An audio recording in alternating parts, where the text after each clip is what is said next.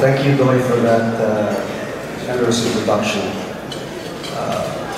I've received a number of kindnesses from similar associations, but this one is something very personal to me. So thank you so much for it.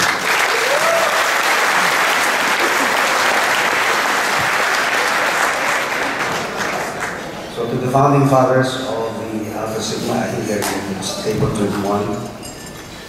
To the Lord Chancellors, Anton, Richard, and Nicolo, Chairman Doyle, Senator Banasan, I think he's not here yet. To PhilHealth President Dr. Manzon, Professor Randy David, I'd like to have a word with you after this.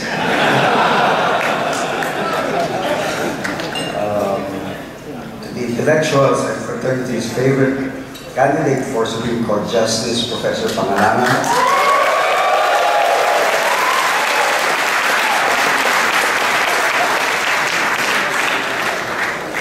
Former activist and now a minor like myself, my defensor.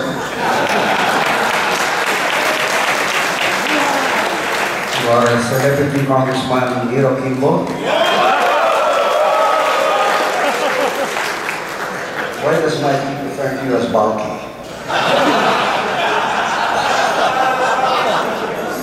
To Commissioner Jackie Cruz, Commissioner Mao Kanile. To the Cebuano branch led by Yusek Aristotle Batuhan,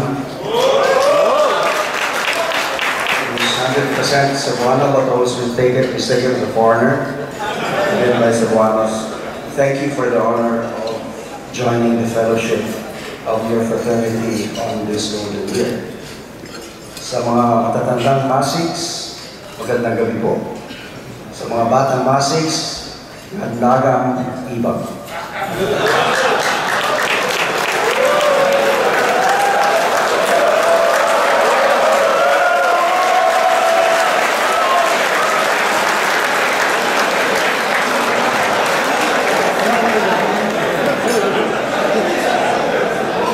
I'm here tonight. Sorry, I developed a cold when I was in Hong Kong. I'm here tonight because I could not say no to Doy and to Mike. Our businesses also depend on too many Alpha Sigmans. I'm surrounded in my work by Alpha Sigmans like Doy Bea, Indo Manhid, Pato Gregorio, Lito Fider, Roger Laraya, and of course, Vicky Pablo. Is it true with you that your parents named you after Pedro Perino because you look like him? And now you have less hair than he did. I don't know much about fraternities, nor have I been a member of one. I guess in your vocabulary, I'm a barbarian. But as Mike Torero would say, we are flatly lasing. In the educational institution across the Katipunan where I went, or rather where I used to be with,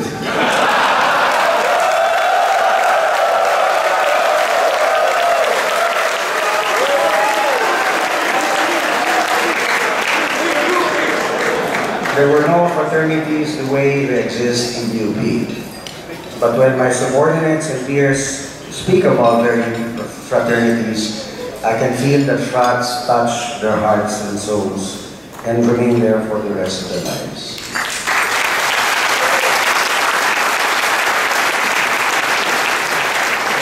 Now, even I can connect with that. We at PLDT say the strongest connections are at home. No one can deny the fact that occasions like this are a way of connecting back home, where your brothers are and where your superiors, when you enter the sledges, have become your benefactors and friends now. So I'm pleased to share this celebration, hoping that I will be among new friends, even if I never went to UP and have not much to do with it.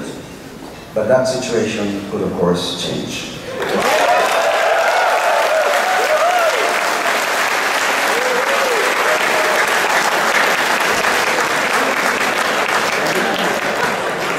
Well, I've always been intrigued by that big school over there at Pangilinan,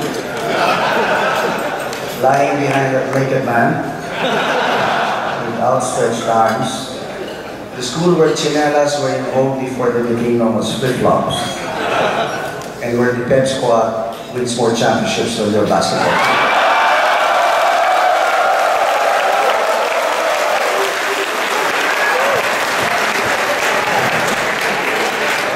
I've always regarded UP with a typical outsider's avenue, attitude, rather, much admiration for some bread.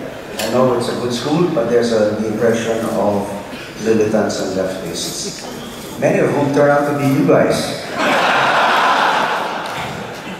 On later did I realize that activists can make good capitalists. Am I correct? Go ahead, Mike.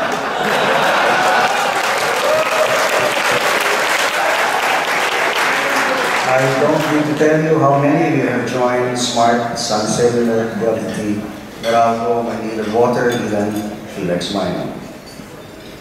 But seriously, there's a quality about a UP education which has encouraged our businesses to engage payouts across many touch points. Our PLP Smart Foundation organized a think tank called the Center for National Policy and Strategy, or CNAPS, with certain UP economics professors. CNAPS reflects our conviction that the private sector should take the lead in thinking about the economic future long term. We're working closely with the College of Engineering for Meralco's requirements for engineering skills and staff, and for a study of electric vehicles in this country, especially the building of an indigenous manufacturing capability for e-vehicles. And for that, I'd like to thank Dean Aurora Matias. We're coordinating with the National Institute of Geosciences in thinking through the complex issues of mining in this country. So I'd like to thank Dr. Arcilia for that. Just 2 weeks ago, we sat down with your College of Medicine to help us craft a national health plan, because our group needed a strategic context to our expanding hospital group. So I'd like to thank Dean Agnes Mejia for that.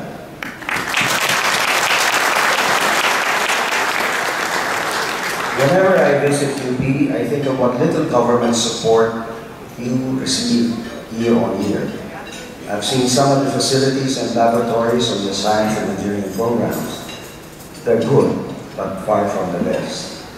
I know how brilliant your professors are, but have some idea of how much they're paid. And I appreciate how limited the subsidy is for scholars non-buyer. But what I feel when considering your professors or students is not pity, but wonder. How could an institution funded so parsimoniously graduate consistently impressive and committed people? UP has its battles with budgets, but I truly believe this, and this is a businessman talking. Value for money, no university gives a greater return on the nation's investment for its children than the state university.